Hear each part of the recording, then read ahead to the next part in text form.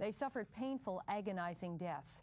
Tomorrow marks the 70th anniversary of perhaps the state's worst railroad accident. The Rockport wreck is a tragedy that has received little notoriety, but the victims of the accident will be remembered this weekend. Ed Rodgers reports. A gentle rain falls on the rail lines near Rockport in Warren County. In June of 1925, a train called the Extra East 1104 was headed down these tracks. A summer rain had just fallen. It was about 3 o'clock in the morning when the Extra East 1104 approached the Hazen Road crossing. A thunderstorm had washed debris across the tracks.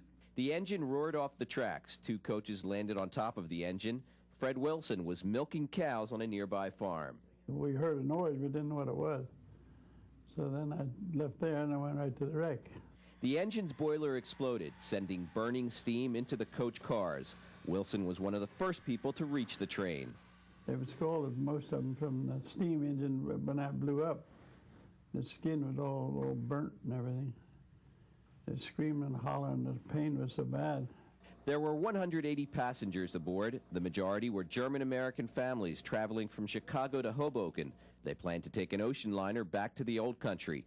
Many were asleep in their seats when the steam burned through their cars. Well, when I first got there was a woman hanging down out of the trolley of the train in the bottom. She was screaming. I started to run, so I figured I'd back and help her. So I went back and I got her pulled out, but she died right away. 8 people died from the initial crash. In the following days, a total of 50 died from burns. Whole families were killed.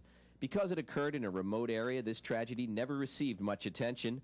On Saturday, area residents will dedicate a plaque to remember the victims and the rescuers of the Rockport wreck. Ed Rodgers, NJN News, Rockport, Warren County.